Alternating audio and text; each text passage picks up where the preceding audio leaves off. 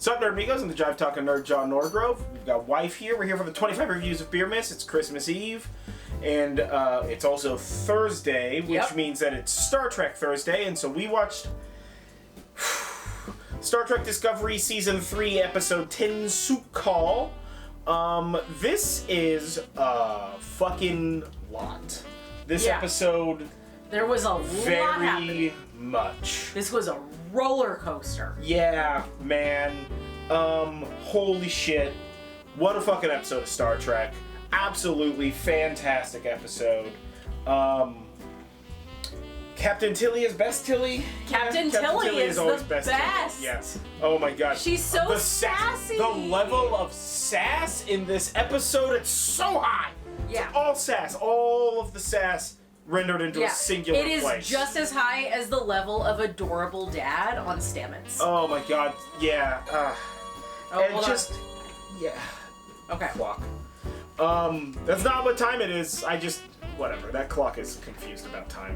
Actually, it's the least off that it's been in a while, which is quite concerning.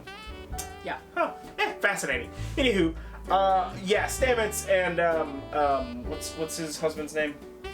Oh gosh, I don't remember. And the doctor. Like, I know his name, yeah, but so do I, and think of it's it. totally lost. We watched this episode a bloody long while ago. We've just been kind of lazy today. But, yeah, man, no, this was really, really, really good. Really good episode. For you, best bits of this episode, while I get this beer going. Best bits. I feel like the funniest bit is definitely Sassy Tilly as Captain.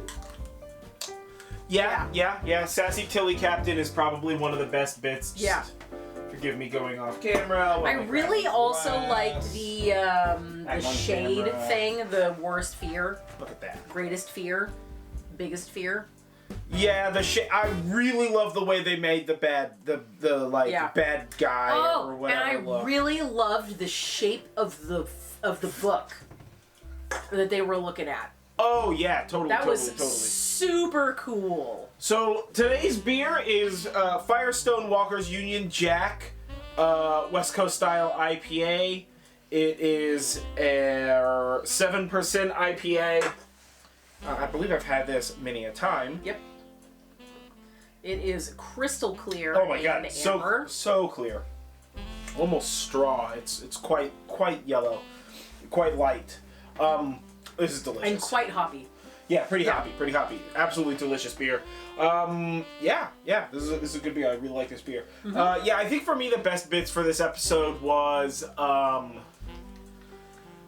probably the shape of the ghost monster. That thing was dope. I really loved the way really that thing looked. It was so cool. I want one. Can I have one of those in my house? Just like a thing that's sort of like wraithing around.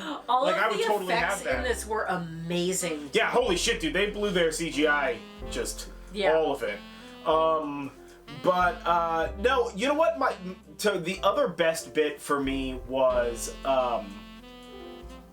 when Book's like, oh, my ship can ride the fucking eddy currents better because it's smaller.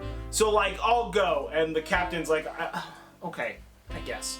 And he's because his ship can transform, and he's flying through the clouds and dodging rocks and lightning bolts and shit, and the ship is just transmorphing back, forth, and sideways. It was fucking rad looking.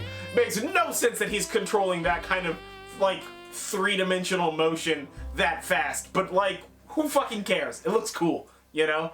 But no, this was a really good episode. It was super intense. Tilly was awesome as Captain. I'm so glad the moment between Tilly and Burnham before Burnham went on the away mission about the little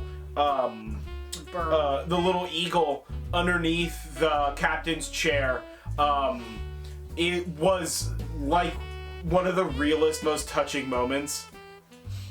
It was so good. But yeah, no, I thought this was such a great episode. This was the whole time. Really good episode. The whole time. Yeah.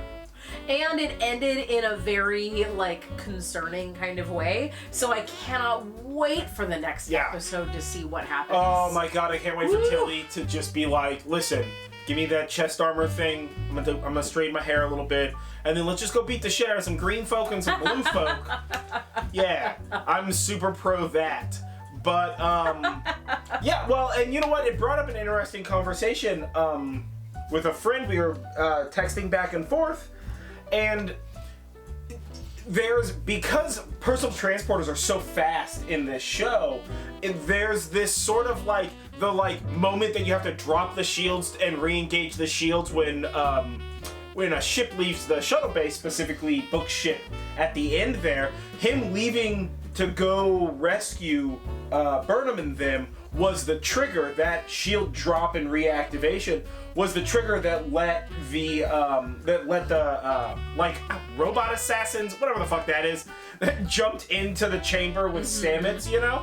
So it's interesting because you generally don't have to deal with that as much in traditional Star Trek, and or in previous histories of Star Trek. So I wonder if they're gonna have to do something different with like shield dropping and reinitialization procedures during shuttle bay launches on Red Alert, or something. If they're gonna try to do something to limit that, because that's sort of like a big open end. Yeah. And the fact that like if you ever have to drop your shields, it doesn't matter for how short, somebody's gonna be like, "What's up?" So, it was an interesting conversation, and it's an interesting talking point from like a hyper nerdy Star Trek standpoint. But, no, either way, I super love this episode. Totally. Can't wait for the next one. I have been John Norgrove. This has been Jive.